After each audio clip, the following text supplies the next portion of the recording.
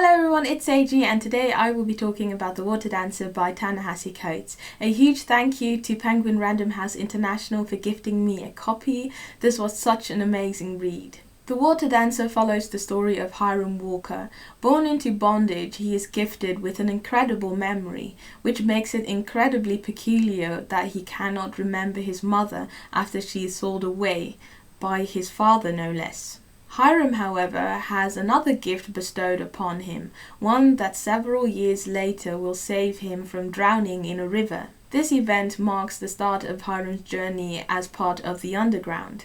Enlisting in the war between the enslaved and the slaves, Hiram learns what it means to be free, his resolve to rescue the family he left behind never waning. This was such a heavy but incredible book. And so I was really excited to review it and go back to my notes and really process everything that I read. One thing I really liked about this story is how it focused on the humanity of the slaves and the atrocity that is family separation. Throughout the story you meet a lot of people whose loved ones have been sold away, and it's a part of slavery that I knew about but never really internalized, in the sense of how truly devastating and soul-crushing that must have been. So I'm very thankful to have been able to reflect upon that. The notion that these people were seen as a mere commodity and had their humanity stripped away was something so hard for me to wrap my mind around. I listened to a few interviews with Coates and he was talking about the research that he did for the book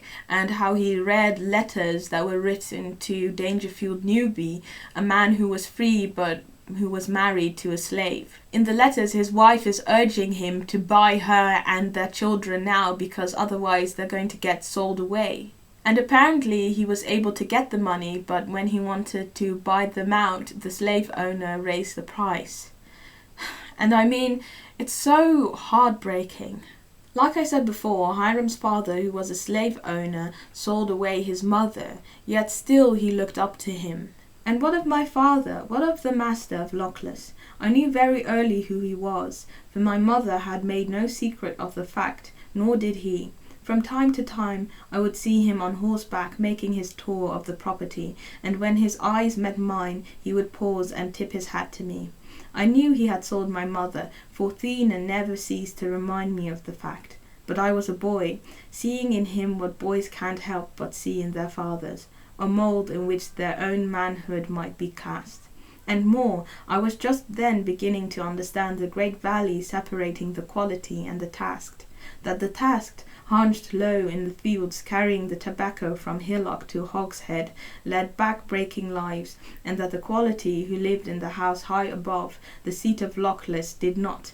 And knowing this, it was natural that I looked to my father, for in him I saw an emblem of another life, one of splendour and regale, and I knew I had a brother up there, a boy who luxuriated while I laboured, and I wonder what right he had to his life of idle pursuit, and what law deeded me to the task. Throughout the rest of the book, Hiram and his father's relationship intensifies when he manages to impress him in the field, and so he gets to grow up together with his brother Maynard in the house. The difference between the brothers, of course, was that Maynard's mother was from the quality and Hiram's was from the tasked, those being the two words that the book uses to refer to the enslaved and the slaves. We see how Hiram slowly starts to realize that he will never be seen as an equal by his father nor his brother.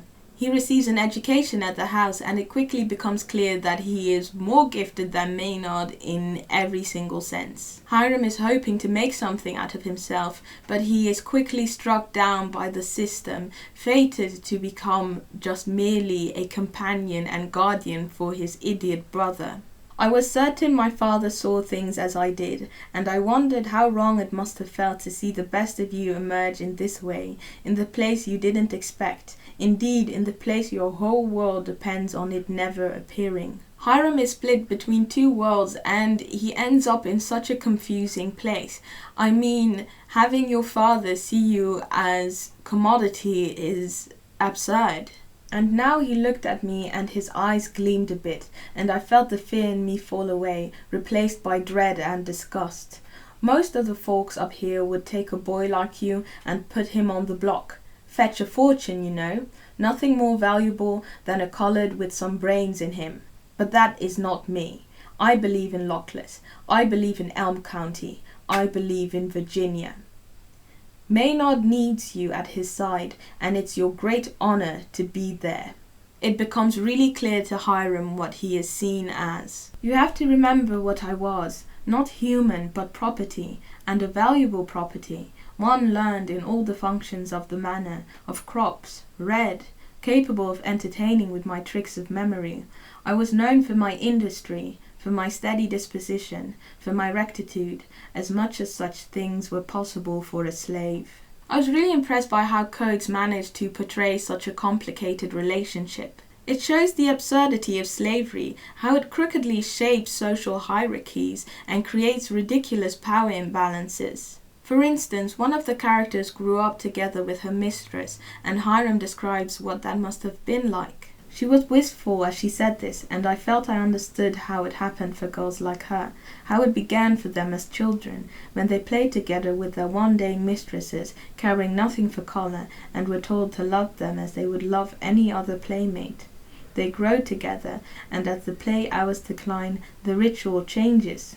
They are both weaned on the religion of society, of slavery, which holds that for no particularly good reason, one of them will live in the palace, while the other will be condemned to the dungeon. It is a cruel thing to do to children, to raise them as though they are siblings, and then set them against each other, so that one shall be a queen and the other shall be a footstool. When Hiram joins the underground, he meets a lot of free slaves, and that's when he realizes the price of freedom. Here the separation of loved ones takes the forefront again. At first I was very happy for Hiram that he managed to get out of slavery, but then I realized that he had to leave every single person that he cared about behind. And what kind of life is that? This just shows another cruelty of slavery. How despite being free, it still manages to keep you in chains. There's this one passage in which Hiram describes seeing freed slaves going back into slavery to be with their family. And I saw those who claimed conduction incomplete, those who went back on the lightning train from Canada to Pharaoh's land. They took $20 in cash and a pistol in pocket because a lonely freedom proved too much. So they went back on principle, haunted by stories, haunted by memory, went back for sisters, husbands and daughters. They were embraced, they were refused, they were captured. There is some magical realism in this book. Like I said before, Hiram has a power that saves him from drowning. I felt that gave this book a little extra spark, but I really liked how it wasn't the focus of the story. I really liked the writing style. It was very archaic and sophisticated, and so Hiram's voice really felt authentic to me. If you're looking for a book that explores the humanity of slaves and has some fantasy mixed into it as well, then I would definitely recommend The Water Dancer. This is actually the first book of Oprah's newest book club, so if you're looking to read this book along with a lot of other people, then now is the right time to hop on. That's everything I had to say with regards to The Water Dancer. I would love to hear your thoughts in the comment section below. Thank you very much for watching, and I will see you in the next video.